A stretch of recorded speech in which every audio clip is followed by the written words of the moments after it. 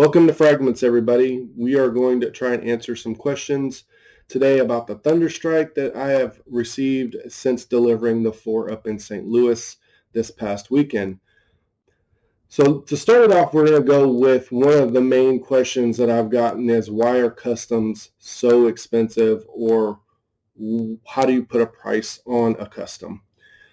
So there's a lot of different factors involved, and I've talked this over with some other custom makers that make not just toys. They make cosplay, they make RC cars, they make planes, they make all kinds of stuff, right? Most of us will probably make something different. So one, the cost is for materials, right? So you have to account for the material cost, just like any other place that makes something for you. Most of us don't think about that when we go to purchase something from any place like Walmart or anywhere, right? So we just buy the product. That's all we want. We don't want to know where the cow was. We just want the burger. But in the case of a custom, you kind of want to know all that stuff, because that's the majority, if not half, of your costs. So think of it like when you go to get your car repaired, right? They charge you for the parts and labor. It's the same thing, right? So let's say you're getting your brakes done. They're going to charge you for the brakes. They're going to charge you for the disposal fee of those brakes. They're going to charge you for the brake fluid. They're going to charge you for the zip ties, right? And then they're going to charge you for the labor that it takes to put those on. And those are generally, from a mechanic standpoint, those are usually rated across the board. There's like a certain number that they know for that particular car, or cars in general, how long it takes to put brakes on. So let's say it takes them 3 hours to put brakes on and it takes them 4. You're only getting charged for, you should only get charged for 3. Little FYI there.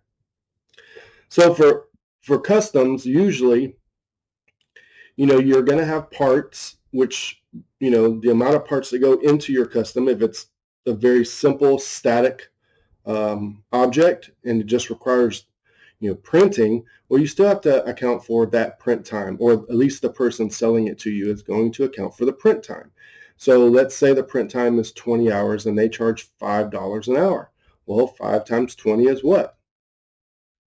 $100. So it's going to be $100, probably plus the shipping and handling, and all that. So you just kind of gauge it out. That's a good question to ask someone. Like, hey, when you're doing this, what's your process? What materials are we looking at? And they should already have a good idea if you're contacting them about something you saw, right? So in the case of the Thunderstrike, I had built the prototype just for me. It was not intended to be something that what it became. So initially, I had an idea of the parts and the things that went into it because of the prototype. But while I was making that, I did upgrades in the file and thought of other things that would be great for the next iteration. And by that next iteration, we got to 001 and 002. Halfway through those builds, I realized I didn't calculate enough, right? And that's bad on my behalf, because maybe I should have known. But when something's never been made before, the first 1 or 2, you're going to find out really quick if you didn't figure it out. So ask them, hey, is this your 3rd or 4th or 5th one? Do you have a defined budget? Because obviously, as someone who makes something, you don't want to have to go back to the customer and say, hey, I need more money to finish your project, when you should have budgeted for that, and they obviously budgeted for that. So luckily, I have great customers that were understanding, that understood like these had never been made before, let alone just a prototype, which is vastly different than the ones that were made for the other 6 people. So right off the bat, right, getting a custom, how much is how much are the parts? How much is your labor? How long is it going to take? How are you on communication? Can you do videos for me? These are all good things to ask someone who's doing custom builds for you. The other question is, or not really a question, it's a statement. Me and some other people, we get approached like, wow, that's really, more expensive than maybe say something from Mattel or Super 7 or Hasbro, right? Well, if Hasbro or any other toy company was making what you're asking for, we wouldn't be making it, right?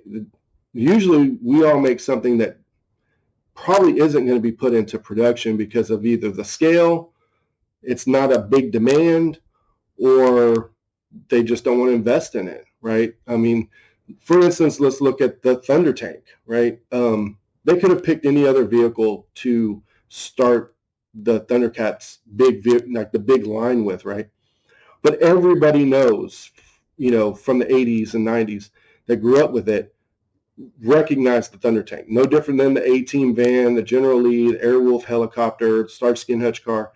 It's iconic, right? So if you're wanting to reach a good amount of people for your return, you're going to do something like that. Even if they're not a super Thundercat fan, they know what the Thunder Tank is, and they probably know somebody who may have wanted one. And so they're either buying it for a family member or they're buying it for themselves. So that's a good business decision, right? When you're doing a custom, you're usually just doing one for one person, or maybe a few, but you're not mass producing these. They take 2 to 3 months to make. Then you got to figure out how to ship them, and you want your customers to be happy. So there's a big difference in dynamic between what you're buying, kind of mass produced, probably made in China, probably $50 a unit, and a unit means each one. $50 a unit plus the box, like that's $50. And then they come over here and they sell them for $5, and they get a deal with FedEx or UPS to where, hey, we're going to be shipping a lot of these. Can we get a deal on that? So, it's David versus Goliath, right? We're not in it to make a whole crazy lot of money, but we obviously think something's cool. We make it, and then everybody else says, hey, I think that's cool too. Let me get it. So the other question I had was in regards to the Thunderstrike and process was how do you go about putting lights in these things, and how are they powered? Now, some people, I can only speak for me, right? For me, I try to make it as simple as possible. And sometimes you can really simplify it, but in regards to the Strike, my prototype had 5 lights in it. The new ones have 17. So there's 6 in the middle, 1 in the front.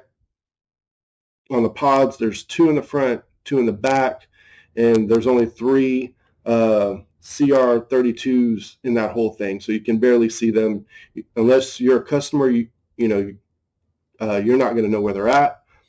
And so other people we try to hide them as best we can, either in the file, which means, when we're creating something in regards to 3D printing, you make cavities for lights because that's where you want to put them, and then basically that's where you put them. In regards to handmade customs, I'm assuming it's the same process. I mean, when I used to scratch build, I made sure I made space for whatever extras, accessories or sounds that I was going to put in there.